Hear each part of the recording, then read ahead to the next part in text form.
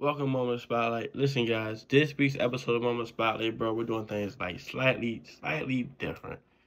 So I have a virtual interview with inmate Keith Molineaux. He's currently serving a double life sentence in Mount Olive Correctional Facility located in West Virginia. And during this interview, guys, bro, he's going to be discussing, the facts of his case and breaking down the events that led to him getting arrested and what happened after that, during his case, during his trial and everything. So, yeah, I want y'all to stay tuned, and I appreciate all my viewers. I want to thank you guys for tuning in for another week's episode, guys, and enjoy the video. Friday, I went to McDowell County, dropped something off to my sister's stepmother. While I was there, stuff for my little sister. After I left there, I went to Anawalk. She stayed in Jenkins Jones. I went to Anawalk to go see if these two girls that I used to hang with and kick it with back in the day, were they still there? Siobhan and Margaret. I knocked on the door. The grandmother opened the door. She remembered me, gave me a hug. She was happy to see me. She let me in. I sat down, we talked, she was telling me how everybody was doing, telling me how Margaret was doing, how Siobhan and them was doing, told me they had kids and everything. She told me that they stayed in Keystone. So they stayed in the project. She asked me, you go see them, they'll be happy to see you. I told her I would, but I don't know how to get there. The uncle, chairs or whatever, that dropped down there and said, just follow me. And so I ended up following him down there. So once we got to the projects, we went into the house. Margaret was sitting in the kitchen. And she recognized me. We hugged. Siobhan came in, recognized me. I started smiling. I was happy to see him. So we hugged each other. At this time, we started, small talk, and then Thomas King came in the kitchen. Everybody got quiet. They asked Thomas King, do you know who he is? Thomas King was like, no, I don't know who he is. They asked me, do I remember him? I'm like, nah, I don't remember him. They was like, that's my little brother Thomas. Remember him? That's when it jogged my memory. Yes, I remember Thomas King. He was a little kid, sneaking around, trying to peek in the room to see what everybody was doing at the time. But Siobhan and I, we had a physical relationship. My little girlfriend back in the day. A little while later, Jamie Jones came in the kitchen. I immediately recognized his grandmother used to go to church with my stepmother. So anyhow, I gave him all that. We all chopped it up and talked for a while. So he was on their way to go play basketball. So they asked me did I want to go with them. So I ended up going out to the park. Played basketball for a while. After we got done playing basketball, I took them out to get something to eat. Then we went back. But on the way back there, they was asking me if I could take them to Blue. So we got back to the apartment, to their house. I told them I'd take them there. But they was waiting on Margaret's boyfriend to get off of work because he was supposed to take them to Bluefield. So long story short, I took them to Bluefield, and they ended up staying with me that night. Because I told them, look, if y'all can't find a way home, I gave them my phone number. If you can't find a way home, call me. I'll come pick you up that night. So they ended up calling me about 1 something in the morning, 12:30, 1 o'clock. So I went and picked them up, and they ended up staying the night at my house. Okay. And these two are your co-defendants, Jamie Jones and Thomas King. Yes. Okay. All right. And so the next day came, I went to take them back to McDowell County. And neither one of them wanted to go back to McDowell County. So they asked me to drop them off in Bluefield. So I dropped them off somewhere else in Bluefield. And to get away home, called me. This time they called me around 5, but I wasn't able to get her because the chick I was with, she had the car. She was gone somewhere with her friends or wherever. I can't even remember, but she wasn't there. So I couldn't go pick them up. So I went and got them later on that night. But by the time she got there, pick him up, it was late, so I didn't feel like driving back down. So I didn't go. They ended up staying the night again. All right, so the next morning when I went to take them to McDowell County, on our way there, they asked me to pull over to this little parking lot. I met Brito in this parking lot. Thomas King and James Jones, they introduced me to him and everybody else out there. Just a bunch of young cats out there. There's some chicks out there. You know what I mean? But I was out there for less than 10 minutes. And then I went on and dropped them off in McDowell County. But while I was there, I stayed and talked to Margaret and Siobhan for a while before I went back to Bluefield. Okay. All right. So after I got back to Bluefield, I went to this pool hall. And while I was there, Brito was there. I come across him. And so he asked me to take him back down to McDowell County because he needed to get some weed. Well, he wanted to buy some weed. I told him I just came from back down there. He was like, well, I'll give you $50 gas money. I'll get you something to eat on the way. So I was like, let's go. Ain't nothing else to do. So I took him down there, and he was on the cell phone. We didn't, we really wasn't talking like that, just here and there, but he was on the cell phone, and he called King, and he was talking to Thomas King. Then he asked me to go pick up Jones again, and I went and picked up Jones. Then we went and picked up Thomas King. Then after we picked up Thomas King, we went to this guy's house. Along the way, I couldn't tell you where we was at, how directions, how to get there. It was just a bunch of mountains and twisty roads. So after we got there, we turned down this street. It was like a dead end street. So we turned down this little dead end street. We go all the way to the end. Jones told me to turn around. So I turned around. We drove past about 3 or 4 or 5 houses. He asked me to stop at this one house, and I stopped at the house. While I stopped at this house, I cut the car off. I'm thinking this the house the man lived in that sold the weed. So while I'm sitting in the car, they all got out. Brito was like, yo, you can come with us. It's all good. So I cut the car off. I was drinking the beer and I was smoking the cigarette. Got out, threw the cigarette on the ground, tossed the beer across the street. I believe, and because it was like a mountain on the other side, like a big giant hill on the other side, I think. And so I tossed that over there. I got out the car and I followed them down the street because they didn't go in the house that we was parked in front of. They walked down the street towards this trailer. So we get to the trailer. Thomas King knocks on the door. The woman opened the door. She went and got her boyfriend, her husband. He came in. He let us all in. Thomas King introduced us, me and Brito, to him. The lady was there. She asked if we want anything to drink. They said no. I said yes. She went and got me a glass of water.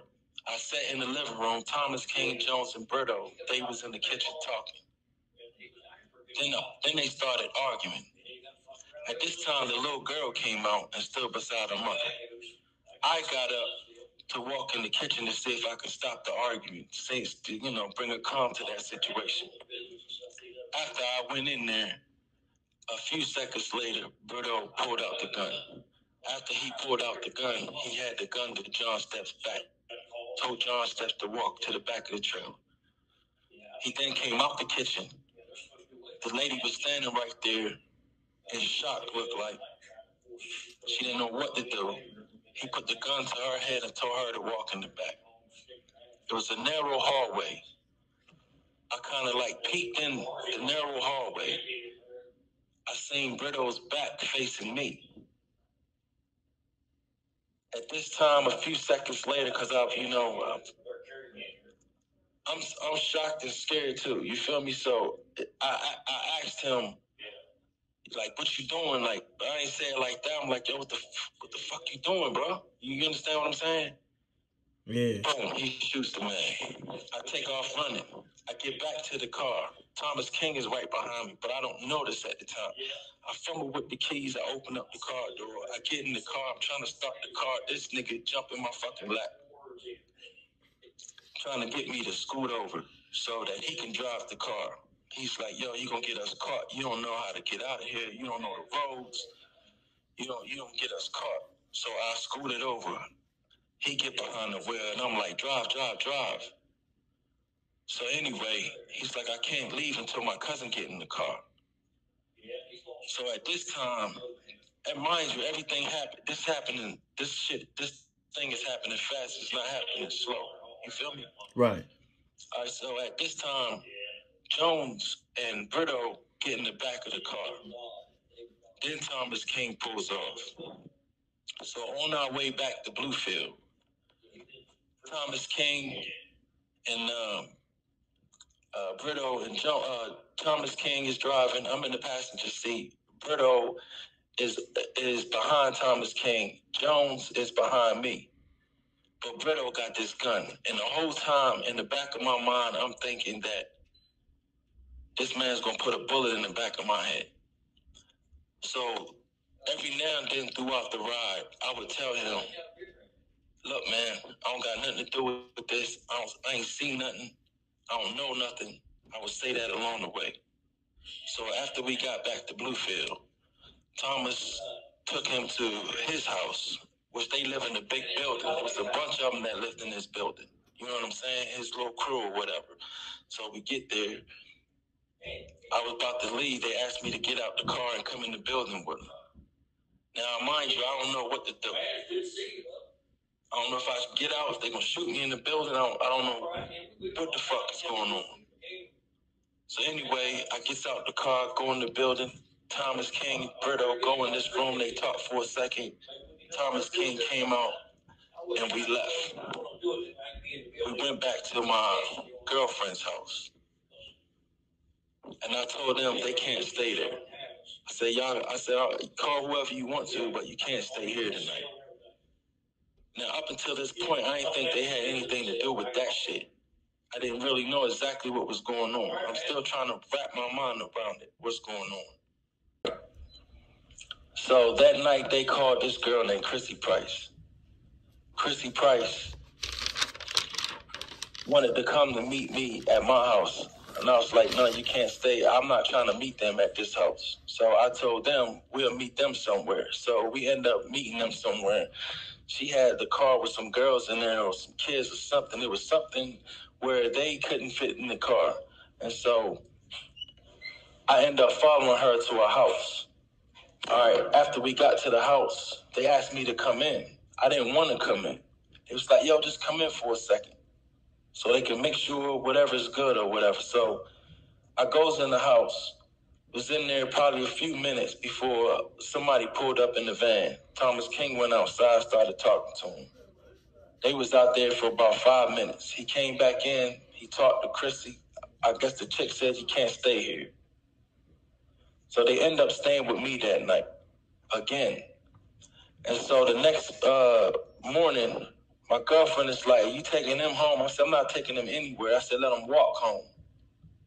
And I told them, y'all can't stay here. So she's like, you can't just expect them to walk to McDowell County. So long story short, she ended up taking them to McDowell County. So after she took them back home, I left. I went to my father's house. I didn't tell him what happened. I didn't tell anybody what happened. I just went up there and I stayed. I couldn't even sleep, though. I stayed there that night. By the time I did go to sleep, it was about 4 or 5 in the morning. The police came, and then I got it locked up. And that's what happened. So they come to the house, they lock you up. So at this point, is everybody getting locked up, or is just you getting locked up first? Well, I think everybody's locked up, but I got locked up too. Everybody got locked up within a few days because I didn't run off anywhere. I didn't run anywhere. I didn't know what to do. Right. So the day after, I think it was, I got locked up. Okay. So once you got down to the police station, then what happened? All right. First, let me back up for a second.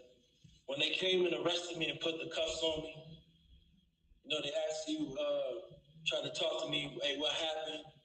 They read me my rights. They asked me what happened and, attempted to try to interrogate me right there. I told them I'm not saying anything without a lawyer. All right. Then they took me down to the police station. I was fingerprinted. They did the gunpowder residue on me, on my hands, which tested negative. Then I went and signed a Miranda form.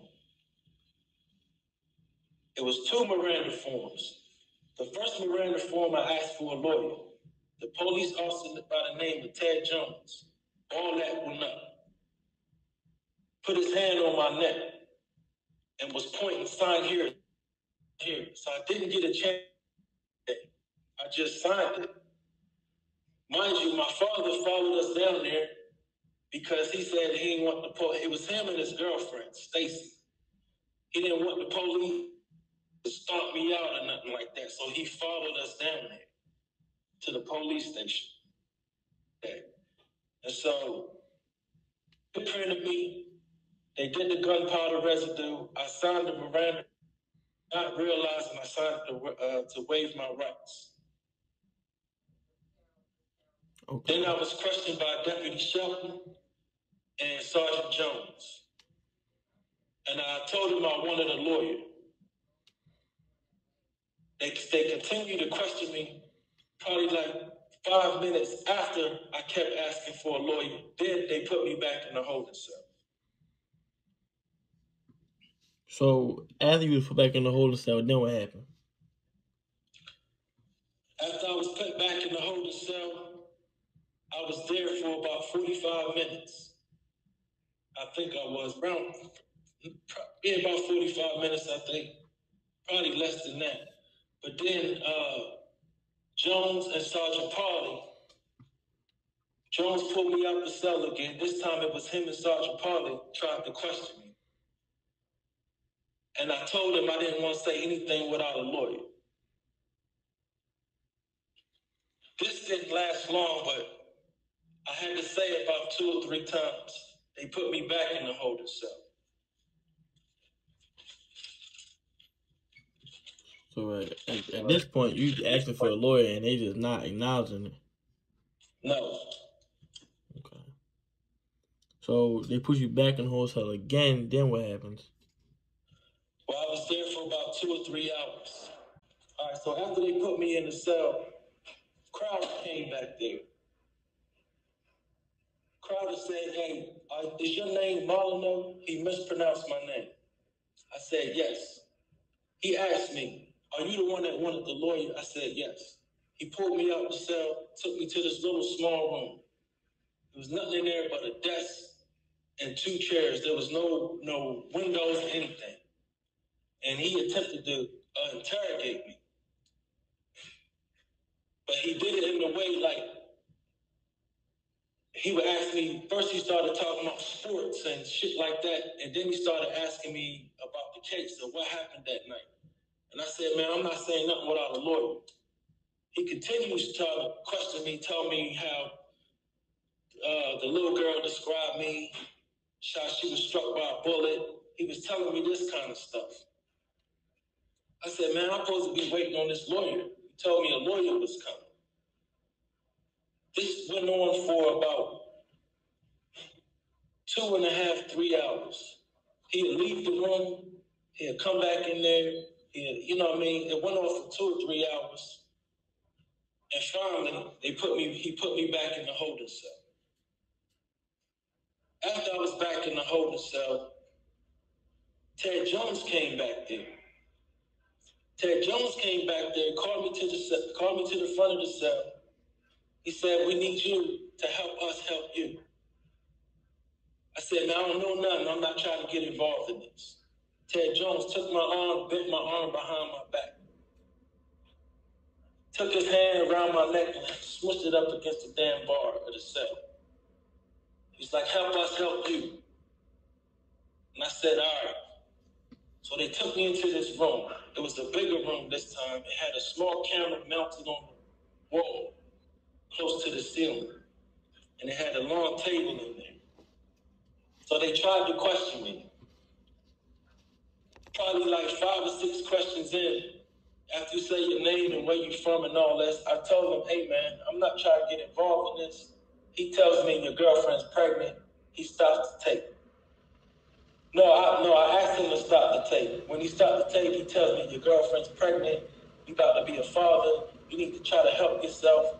Now all this stuff going through my head, and then he hurry up and start the tape and say, so you had a question about your girlfriend and the kids, right? And the way he did it, before I can catch on to what he did, I'm like, yeah. So as they trying to question me, I was like, look, man, I'm scared. I'm scared for my life. They asked me who I was scared of. I told them who I was scared of. I told them 7 or 8 times during this short interview that I do not want to get involved in this. Stop this interview. I'm done talking. I have nothing to say. I told them that 7 or 8 times. I'm done. I'm done. I don't have nothing to say. Finally, they stopped it and put me back in the cell. All right, after I was taken from the police station, I was then taken to the regional jails. While I was at the regional jails, I started hearing from other people who knew my co-defendant who was telling me that King and Jones was working for Brito. They were selling drugs for him. And that the whole thing was over money that was owed to King, which King owed Brito. And that's why Brito was there. Okay. All right. Okay. So it all tied back into each other. Right. Okay. So 6 months after your arrest, the state held a grand jury indictment hearing? Yes. Sergeant Pauly testified under oath at this grand jury hearing. And his testimony, Thomas King's testimony, was read into the record by Sergeant Pauly. Sergeant Pauly testified that I took John Stepp, his wife, and the little girl in the back of the trailer at gunpoint. He also testified that they had a partial statement from me and that I denied any knowledge of this, of these murders, of this incident. And he also testified that he didn't know exactly who did what at this time and who wrote was what in this crime. Okay. So Sergeant Pauly admits that still 6 months later he didn't know who played what role. Pauly testified that as of October 23rd, 2001, when he was asked by the prosecution, did Mr. Molineaux give any statements to you or any other police officer? Sergeant Pauly testified, we have a partial statement from him, but he basically denied any knowledge of this incident. Yes. Okay. So, what was the date of the grand jury hearing? October 23rd, 2001, 6 months after I was arrested. And when was your next hearing? And what happened at that hearing?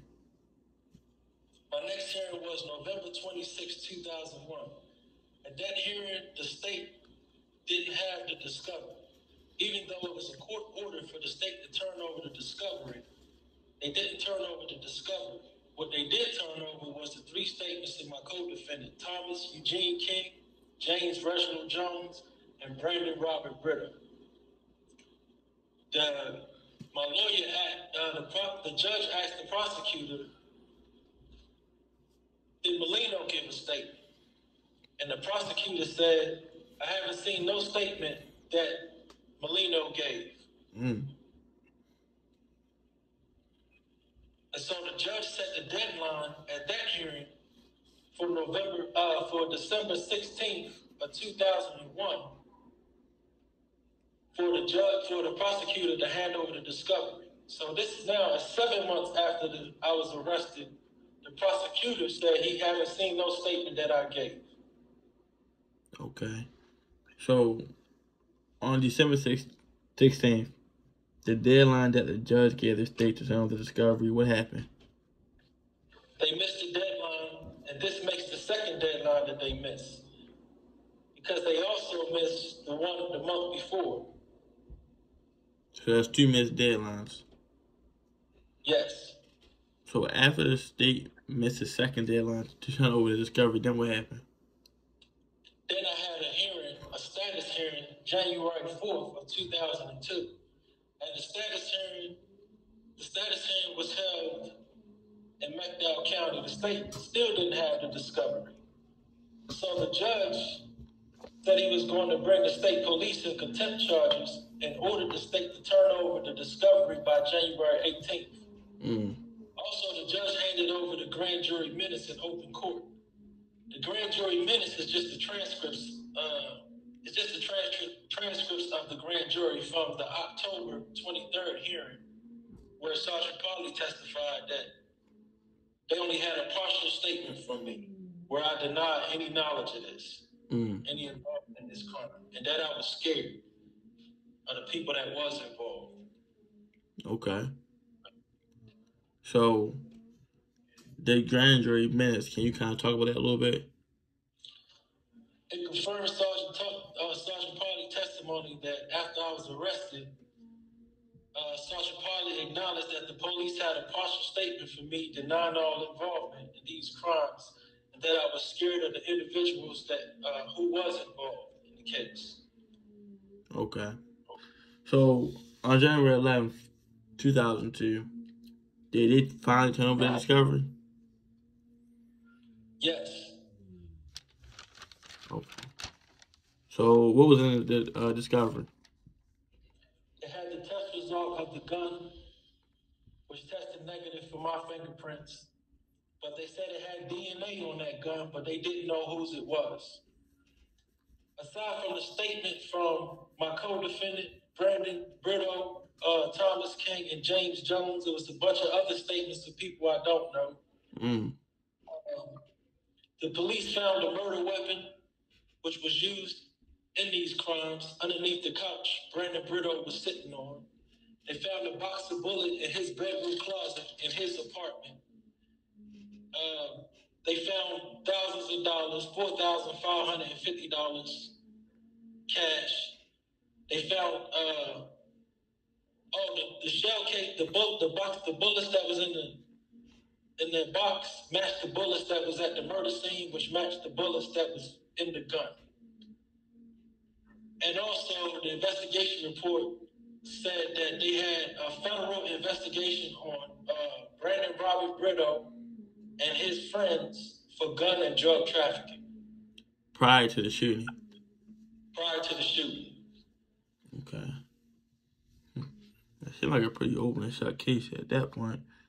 So, was there anything in it to suggest that you were the shooter or directly involved in the murders? Yes, Thomas King, Brandon Brito, and Jamie Jones, they all wrote statements on me, claiming I was the shooter. But other than that, there was no physical evidence. No DNA, no gunpowder residue, no fingerprint, no eyewitnesses saying I did anything. No DNA of the victims on me, and no DNA of the DNA of the victims on me, no DNA of mine on them. And like I said, all the physical evidence, meaning the murder weapon, the box of bullets, which matched the cases found at the murder scene, was all found in Brito's possession in his apartment at the time of his arrest. Okay. So, on March 5th, 2002, then what happened? On March the 5th of 2002, the state faxed a 3.5-page confession to my attorneys, claiming that Officer Crowder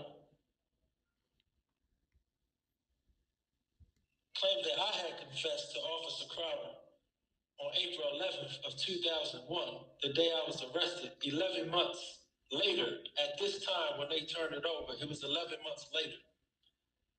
And then the following day, on March 6th, we had a suppression hearing. The state turned over the state produced an updated version of the confession, which now made it 5 pages. Mm. And the state explained that Crowder had added more statement to his confession. This statement the confession was not recorded, was not written by me, was not signed by me, was not witnessed by no other police officer. So this so-called confession that's 5 pages long. First of all, where did it come from, and was there any truth in it? No, there was no truth in it. This police officer went home and wrote this confession. I never told Sergeant Crowder or anyone else that I did anything. Right. Okay. Sergeant Crowder. Okay, I'm sorry. Go ahead. Oh no, you good? What you saying? No, that's it. Sergeant Crowder first testified that on April 11, 2001, he received the confession by me and gave it to Sergeant Parley, the lead detective, on April 11th of 2001, the day I was arrested. Then he testified that after he went home 9 hours later at 9:43 p.m., he remembered what I said and added it to his confession, which was both turned over on March 5th and March 6th, the following day, 11 and a half months later, Wow. which made the 3.5 pages 5 pages, because the updated version made it 5 pages. Right. That doesn't even sound possible. In the confession, it says that the little girl was struck by a bullet and that she described you as the shooter. But I recall you were never charged with shooting her, so why was that in the confession? No, I wasn't ever charged with shooting her, but the police used that as a ways and a means to enrage the jury.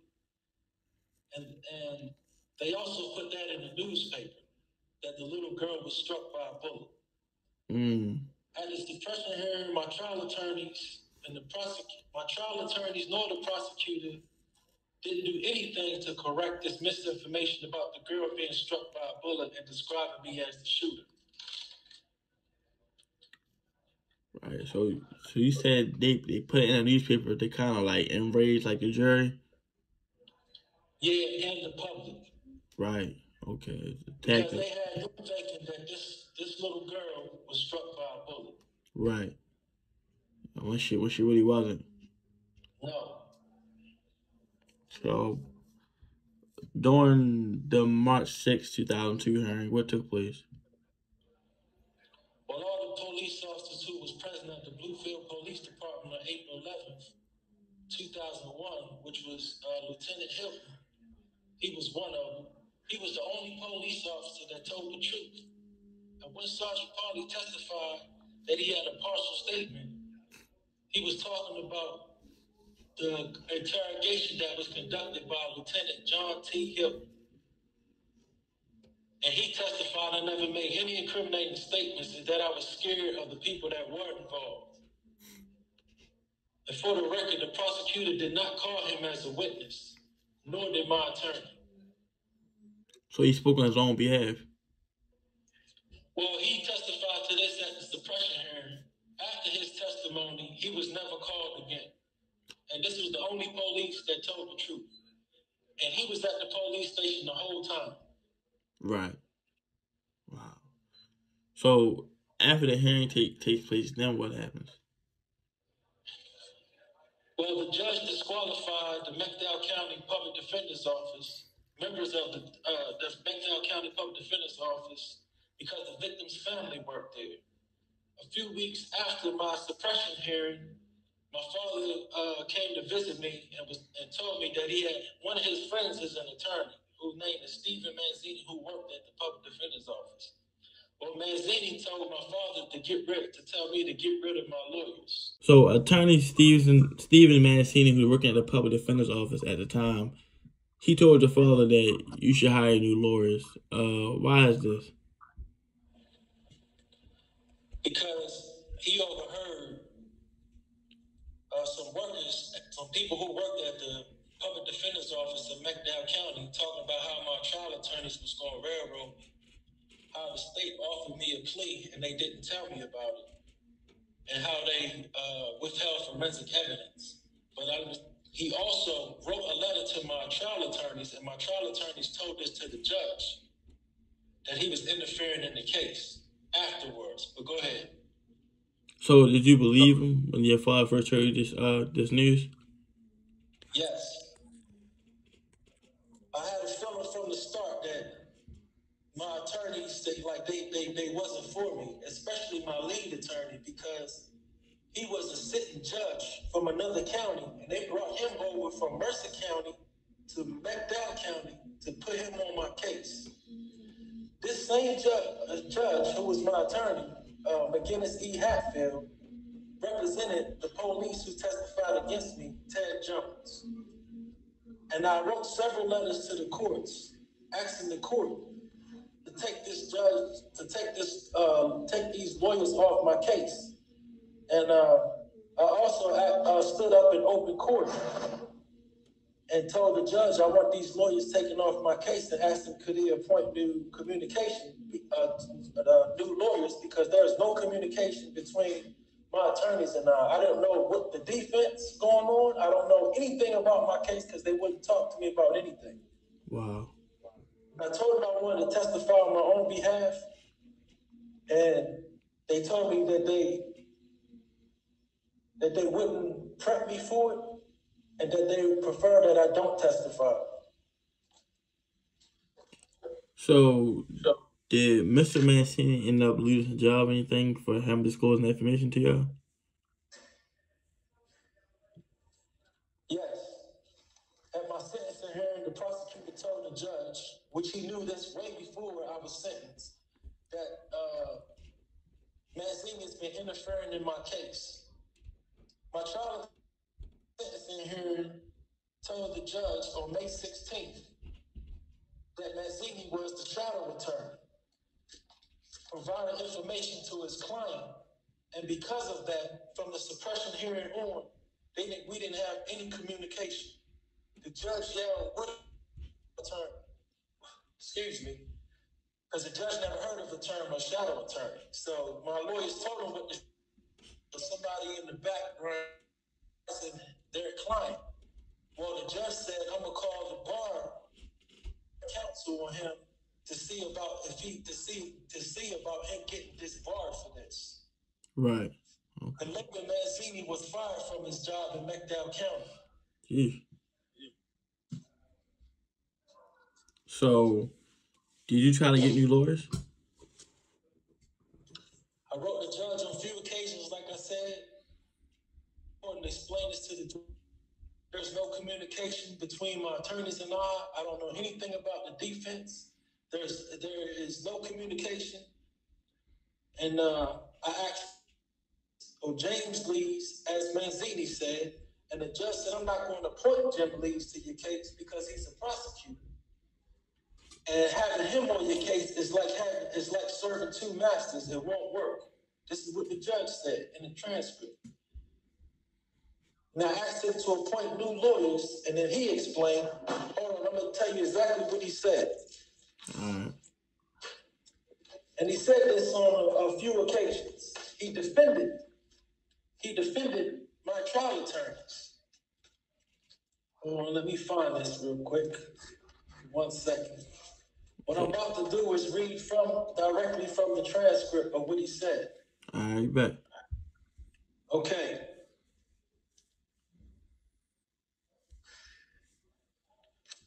He said, "Mr. Hatfield is a very experienced, very experienced in high-profile cases, both in federal court and in the state system, and has been fairly successful. Quite frankly, Mr. Molineaux,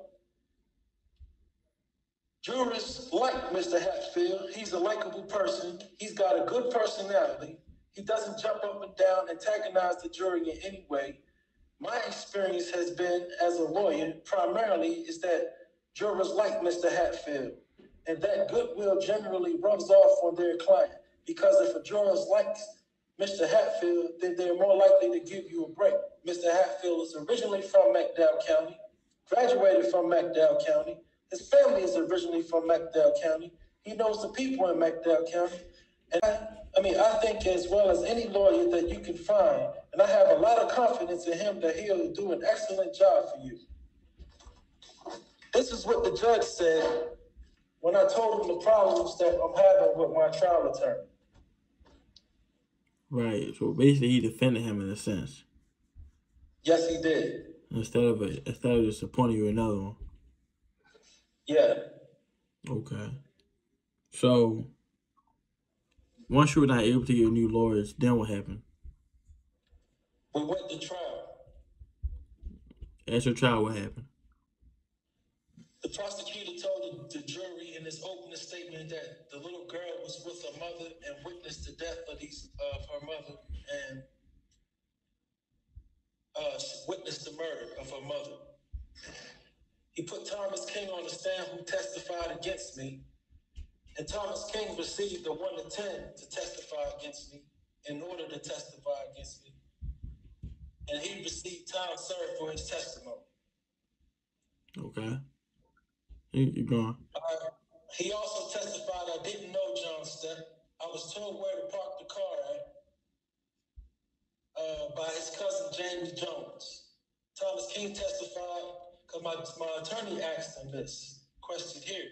And Thomas King testified that I didn't sell drugs, I didn't use drugs. So my attorney then said, well, if Keith didn't sell drugs and use drugs, but what did y'all talk about the whole time y'all was together? And he said all Keith would talk about was driving trucks and owning his own business. And then Sergeant Crowder testified to the jury that the little girl was struck by a bullet and misleading them into believing that she described me when he told her that she described me as the shooter. He told the jury that it was a hit, and after he completed his confession, he gave it to Sergeant Parley that day. Crowder testified when he got to the police station, he asked the other police officers, did Keith say anything? He then asked if he can come back to the holding cell where I was at to try to talk to me to see if I would talk to him. Okay? Mm-hmm. Sergeant Parley testified. He now changed his testimony because now he testified that Brito took Kimmy Stepp and a little girl to the back of the trailer. And before, at the grand jury, he testified that I took everybody to the back of the trailer. Do you remember I told you? Yeah. All right, so now at trial, he testified that Brito took the girl and the woman to the back of the trailer. He also testified that on April 11th, he was at the Bluefield Police Department the entire time and was in the room when Sergeant Crowder got this confession. He said he was there the whole time and he was in there when Sergeant Crowder got this confession and gave it to him. And Sergeant Crowder personally gave him the 5-page confession. Sergeant Crowder testified 6 months after the murders that they was unsure of who did what and whose roles was what. Right. He also testified at the trial that he was unsure of whose roles was what and who did what. Then Mr. Bell, the prosecutor, came behind the police officers and then vouched for their credibility in this closing argument. And I'm going to read to you from the transcript what he said in his closing argument to the jury. All right, bet. When he vouched for the credibility of the police officers.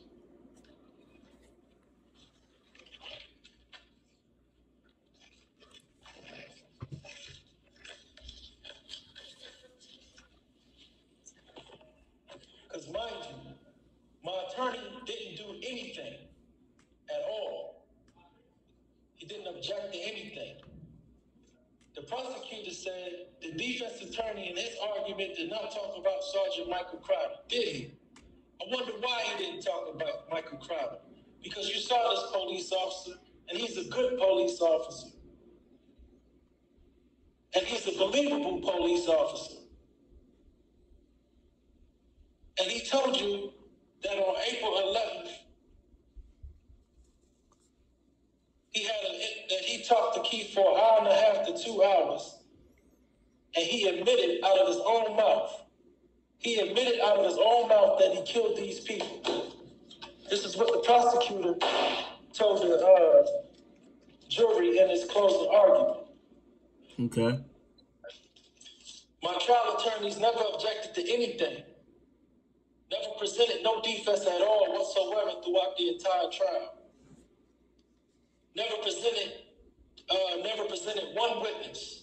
Wow. All the evidence presented was presented by the state. My trial attorney in his opening argument told the jury that he was going to prove that the state didn't have a confession at the time of my arrest, like they're going to say now, and then never got to it, never talked about it. Never brought up that Sergeant Parley testified at the grand jury hearing, where he testified that they had a partial statement, and where I denied any knowledge and that I was scared of individuals that was involved in this. He never stopped the trial and demanded that Lieutenant Hilton take the stand to testify that he never heard me confess, and he was at the police station the whole time and outranked all of them. They never told the jury. The prosecutor stated for the record 7 months after the murders that I never confessed. Well, he said he never seen no statement.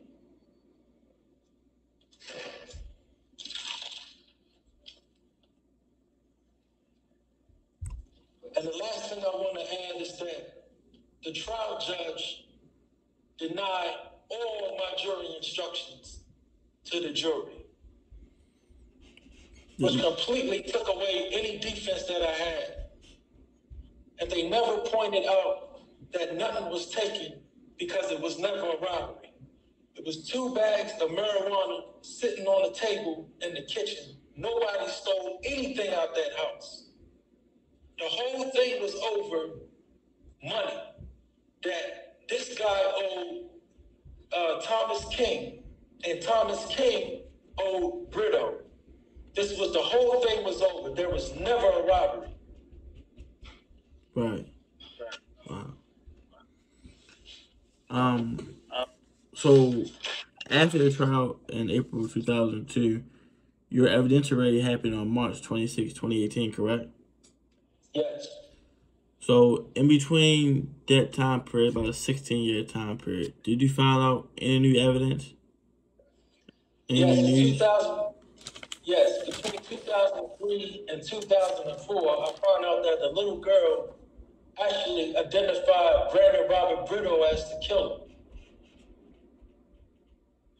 And remember, at my trial, the prosecutor presented evidence through Sergeant Crowder that she identified me as the shooter.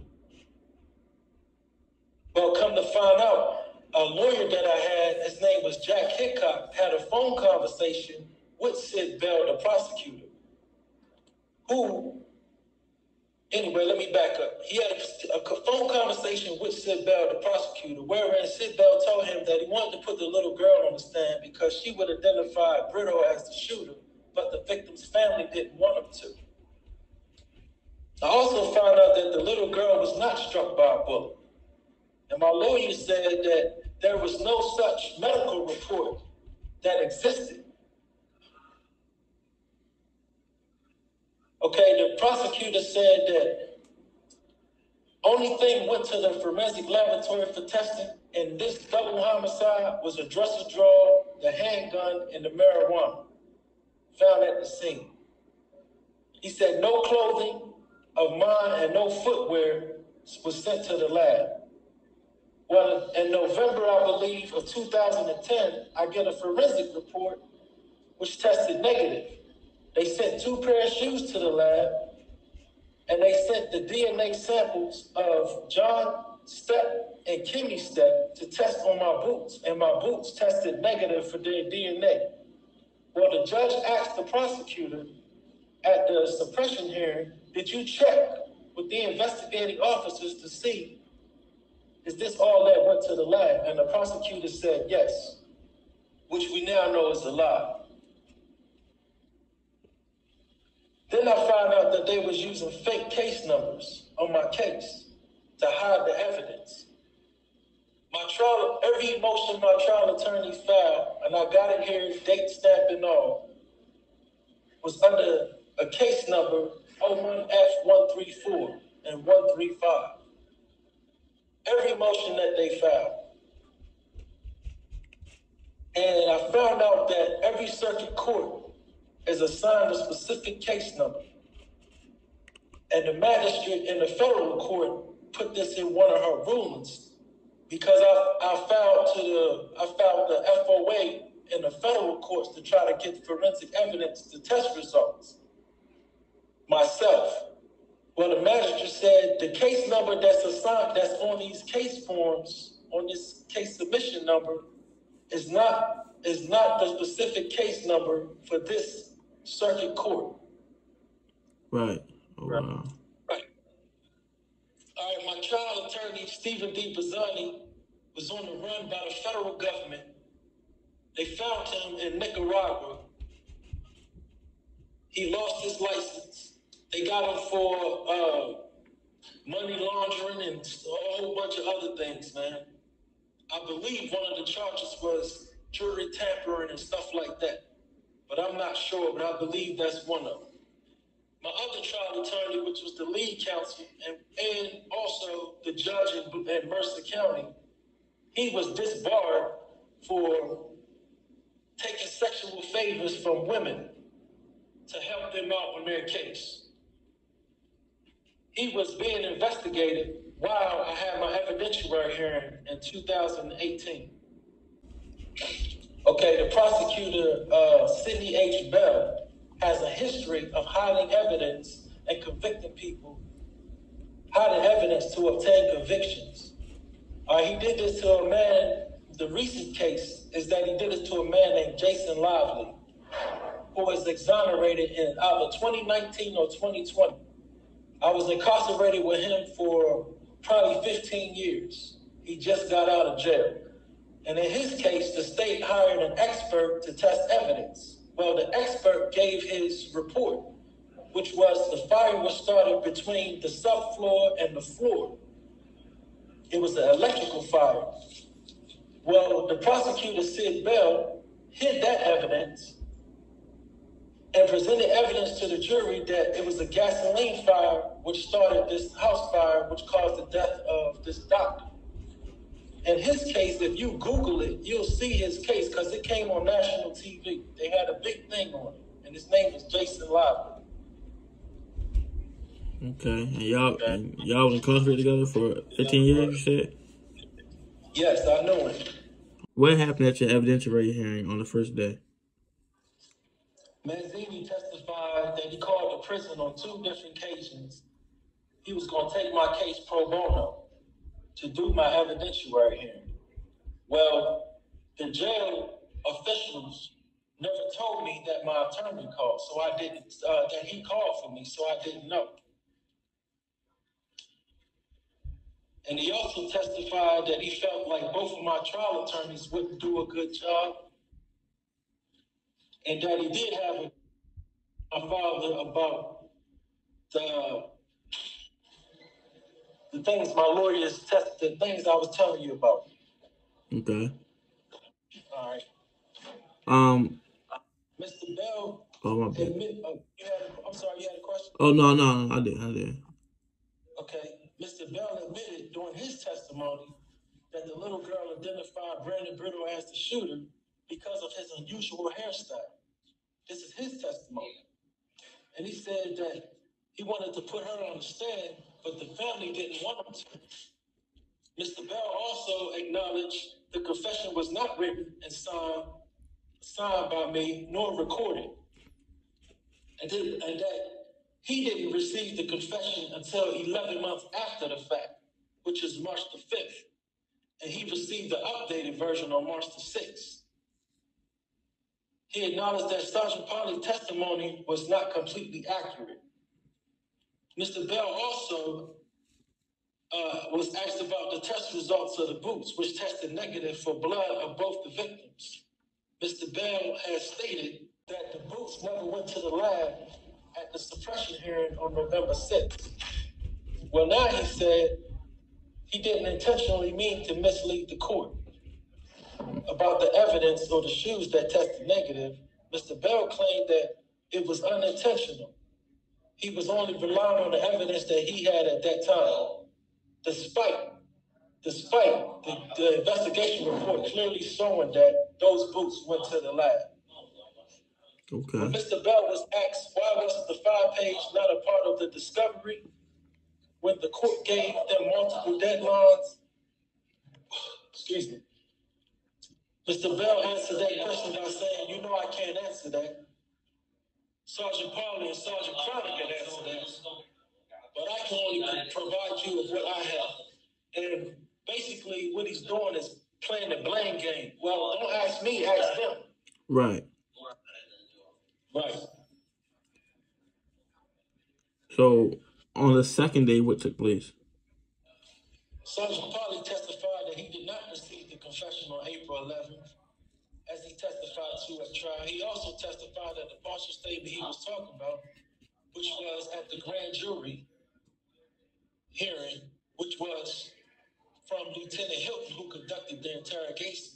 Sergeant Parley testified that he gave all the forensic evidence, the reports rather, to the prosecutor.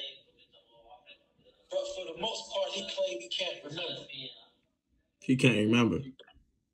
Right. Yes.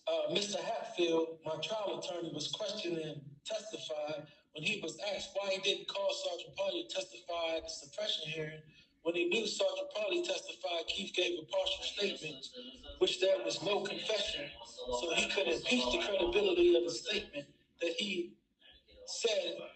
And my trial attorney said his response was, I don't know.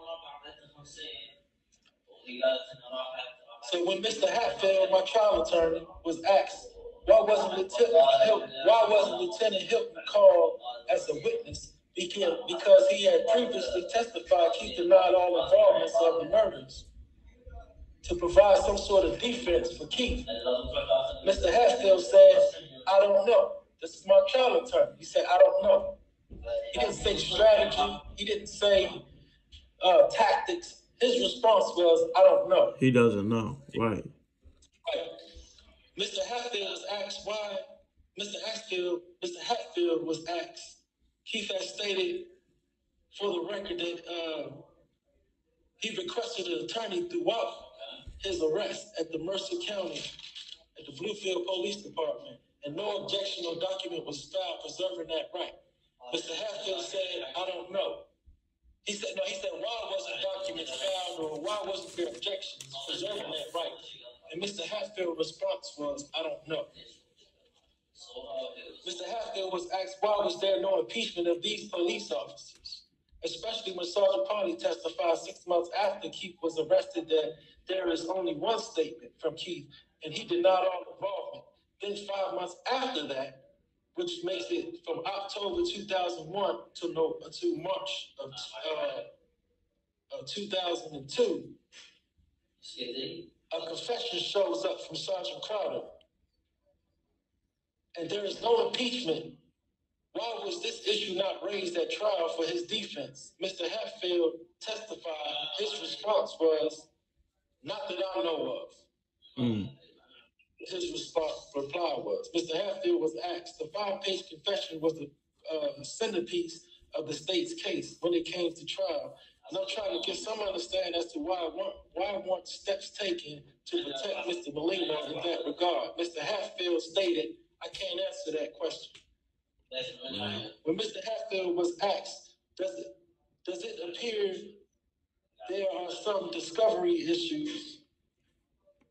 He was saying it appeared that there were some discovery issues in this case. Mr. Hatfield said, if you say so. When Mr. Hatfield was specifically asked, do you have any testimony you want to offer as to why nothing was offered on behalf of Keith in terms of a defense case? Mr. Hatfield said, no, I don't have anything to say about it. When Mr. Hatfield was asked why didn't he get a forensic expert when he found out that the evidence tested negative for DNA belonging to Keith to help present some sort of defense, Mr. Hatfield said, I can't answer that question. Wow. So the third day, what took place of this home? The third day was Sergeant Crowder. He was the only witness there. That's the last day. Sergeant Crowder admitted the little girl was never struck by a bullet. The jury never heard this testimony. What the jury heard was that she was struck by a bullet. Okay. He told the jury that the little girl described me as the shooter. Now he testified he never even talked to the little girl. When asked where he got the information from that the little girl described me as the shooter, his response was, I don't know. One of the police officers told me, maybe Paulie. And for the record, Paulie never said that anywhere in the record. Okay, Sergeant Crowder admitted he never even read me my rights. He came to the police station a half an hour after I got there. He went to his office, which is in another part of Mercer County, and then he came to the Bluefield Police Department. Upon arriving there, he asked the other police, did Keith say anything? They said he didn't say anything. He then said, do you all mind if I go back there and try to talk to him and see if he'll talk to me? And he admitted that he initiated an interrogation after I refused to talk. Right. Which he can't do, right? No, you can't do that. Yeah. That's illegal. Right. Sergeant Crowder admitted he never gave Sergeant Paulie the confession on April 11th, the day I was arrested, as both of them testified to at my trial. Now he's saying I didn't give Sergeant Paulie the confession that day. Sergeant Crowley admitted he went home 9 hours later and started remembering what I told him and wrote this stuff down and then turned it over 11 months later. Wow. Also, the judge acknowledged on the record that the prosecutor admitted that the little girl described Brandon Robert Brito as the shooter.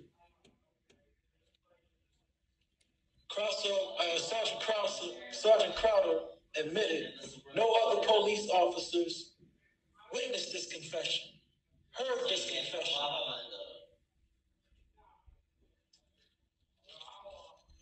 And also I want to mention one thing. I don't know if I touched this. On the first day, Lieutenant Hilton testified that no police told him about any confession. He was at the police station the entire time. Nobody brought him this confession. And Sergeant Crowder never came into the room during the interrogation that he did with me. Lieutenant Hilton did with me. Right. Yes. Right. And Lieutenant Hilton is the one that was actually telling the truth, right? That's the only one that told the truth, yes. So when you first got picked up by police, did you think that you was gonna get charged or anything? When I was locked me up, I didn't think I was gonna be found guilty because I didn't kill anybody. Right? Right. And so when my lawyer told me that the state had a confession, that they had a confession, I was happy because the month before they came on TV, the prosecutor, Sid Bell, came on TV with the victim's family asking the victim, I'm asking the feds to give me the death penalty, to take my case, to give me the death penalty. Well, when they said they had a confession, I thought Brito confessed. So I got happy. Until I went to my hearing and they said, you confessed. Right, which you never did. No, I've never confessed to anything. Wow. So what was your actual sentencing? You said life? I was sentenced to 2 life without sentences without mercy. Okay. So you in the courtroom, judge give you a sentence. The judge gives you your sentencing. Like, what's running through your mind at this point? What's running through my... I tried to tell my attorneys that I wanted to testify on my own behalf, but they wouldn't let me. And they told me that they wouldn't prep me for it. And all of this I tried to explain to the judge. And the judge on numerous occasions defended my attorney. On numerous occasions, he defended my attorney, telling me how good these attorneys are. On multiple occasions, this is what he did. After I done wrote letters to him and explained to him, man, these lawyers ain't doing nothing. I don't know what's going on. They're not here to help me. Appoint me new counsel. And I told him my grandfather, who was sitting at my first day of trial, I said, he's here. He's trying to get me a lawyer, but they want $25,000. And they wanted 15 up front and but the other 10 in 6 months, and we couldn't do that. And I said, could you appoint me counsel? And the prosecutor and first my lawyer's like, we have no problem. They explained everything to me, and everything is good. The prosecutor was like, it's too late for this. Let's go to trial. When you first receive your sentencing, like, describe the emotion that you at this time felt. It was like shock and disbelief. Right. Because it's like nobody listened to anything I said. You know what I'm saying? And I'm a black person, and I'm not pulling no race cards. I'm just saying facts. The prosecution is white. The victims is white. The judge is white. The jury. I had my co-defendant's uncle on my jury. James Jones' uncle was on my jury. The police's sister's mother, his aunt, Deputy Shelton, was on my jury. It's just, I was crushed, man. I couldn't believe it. I just felt like, it was just over with. Right. No, that's see, the thing is, it just like that town you in, it's too small. Everybody knows each other. It's like a, cause essentially, it's kind of like you're outside to them. You know what I'm saying? So like, right. Yeah, and it don't make no sense how everybody just connected and then they kind of like, essentially like work together to come to a conclusion. That's why I'm trying to get the outside world to look at it, because it's what they call down here a good old boy ring. And that's hard to penetrate because they don't let outsiders come in. And I need somebody to come in to shine a light on what's going on here. Right. No, definitely. So, this my last one. So, talk to me about like some of the obstacles you had to overcome while in prison. Oh man, when I first got here, it was rough. Yeah. It was rough for me. And I earned my stripes. I earned every respect that I get in this prison. I earned every last one of it. Through the fights and through everything, I did what I had to do to survive. I remember a period of time they kept me on lockup for 7 years, man. And I almost lost my mind being in solitary confinement for that long. 7 years. And they let me off, and I thought Thomas King was here. And I'm no saint, man. I got into fights and stuff, and I defended myself. But I'm no saint.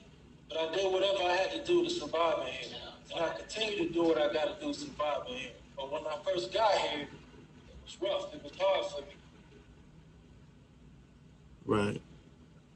Yeah, you in a whole nother state. You're not even from around there.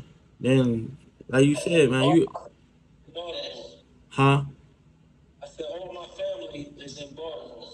Exactly. Precisely. This is a quick question. Did you ever meet anybody in there that's from Baltimore or no? Yeah. Yeah, I met my buddy. He made it home now. He's home. He was he's the only one that was my road dog.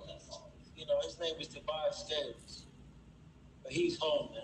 He's doing good, got a job, just got married. You know, he had a child. He did 15 years, or I think he did maybe 17 years or something like that, 18 years, made parole, and he went home. Okay. Yes. I understand. But you know, I just try to, I trust in the Lord. I just try to stay positive. I don't get in trouble no more like that. I try to stay out the way. And I do all I could to try to make my way home. Right. Now, as you should, for sure. You'll be home. Don't worry about it. You feel me? Yeah. And my family is real supportive. And I'm very grateful for that because I've seen people out here with no family. No visits, nobody to call, nobody to send them money. So I thank God my family has been supportive all these years. It means the world to me. Definitely. Do you have any like any final words you want to make? Statements, comments? I like to say the hope says to be able to get the funds, to be able to get an attorney, to get a forensic expert, and to get an investigator. That can help in the case. These are my goals to help on my case. No, definitely. Thank you for tuning in to Moment of Spotlight. I hope y'all really enjoyed that interview. Yeah, guys. You know, Mr. Molineaux, he just broke down the facts of his case and everything. And for the ones that want to support, because this case, like I said, is currently closed, so the people involved can't be, you know, retried and get any kind of punishment. But Mr. Molineaux can still seek his freedom. So, but below, I'm gonna have a GoFundMe link right down there in the description, so you can donate. You know, donate some money to him because right now he's currently looking for a forensic expert and a new lawyer. And as well, also you can anybody want to read up on this case, like the documents or anything, any of the court documents. I'm gonna post information for that in the description as well. And I want to thank everybody for tuning in, and I want y'all to stay tuned and stay prepared for your moment of spotlight. We out.